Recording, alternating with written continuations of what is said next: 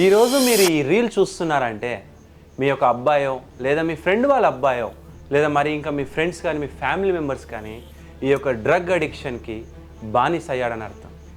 మీరు ఈరోజు ఈ రీల్ చూస్తున్నారంటే మీ యొక్క ఫ్యూచర్ జనరేషన్ ఒక థ్రెట్లో ఉందని అర్థం.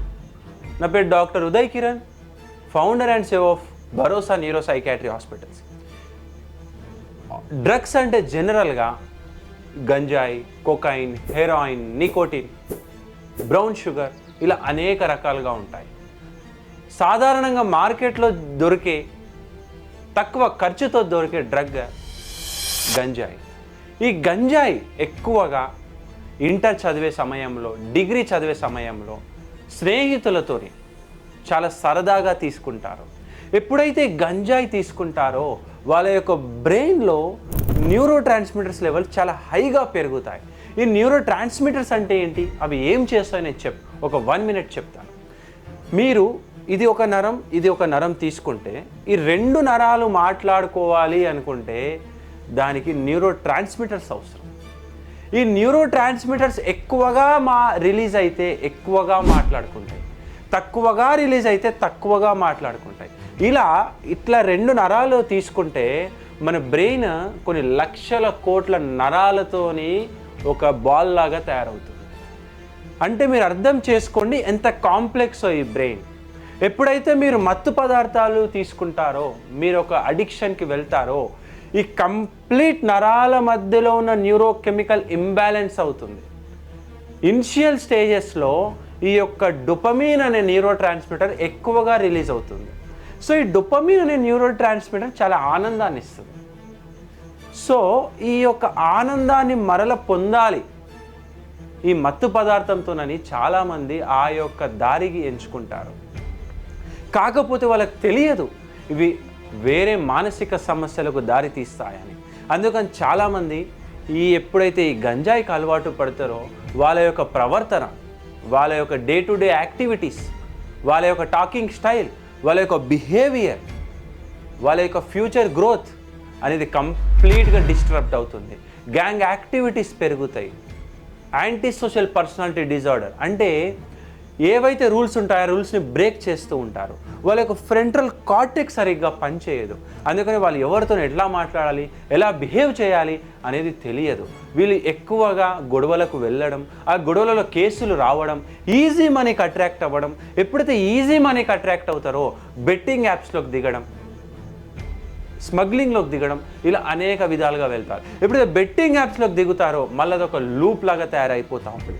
సో ఇక్కడ ఏంటంటే వాళ్ళ యొక్క ప్రవర్తన, వాళ్ళ యొక్క బిహేవియర్, వాళ్ళ యొక్క ఇంపల్సెస్ వాళ్ళ యొక్క కంట్రోల్లో ఉండవు. కానీ చాలామంది పేరెంట్స్కి తెలియదు ఇంత పెద్ద విషయమా అని.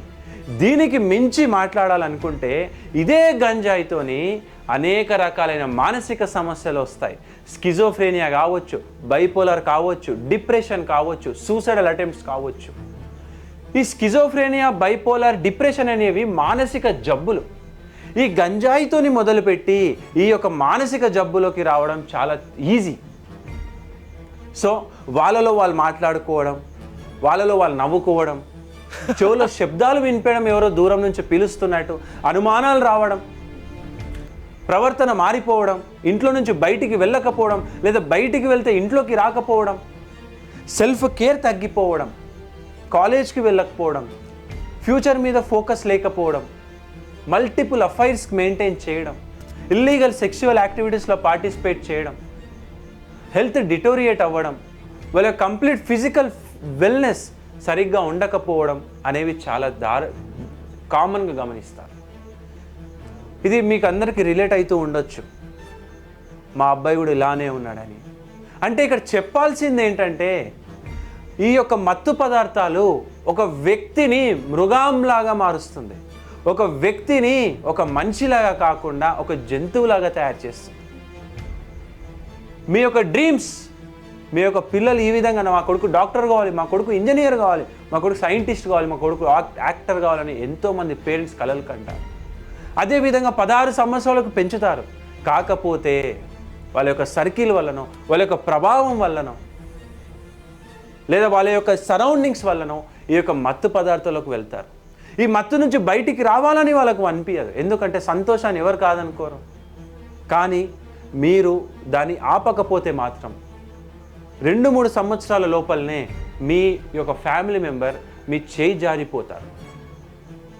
ఈ యొక్క అడిక్షన్ నుంచి బయటికి రావాలి అంటే, ఈ యొక్క మత్తు పదార్థాల వ్యసనం నుంచి బయటికి రావాలంటే, మీ అబ్బాయి మరలా ముందులాగా కావాలి అనుకుంటే, మీ యొక్క హస్బెండ్ ముందులాగా కావాలనుకుంటే దీనికి డీ అడిక్షన్ అనేది అవసరం.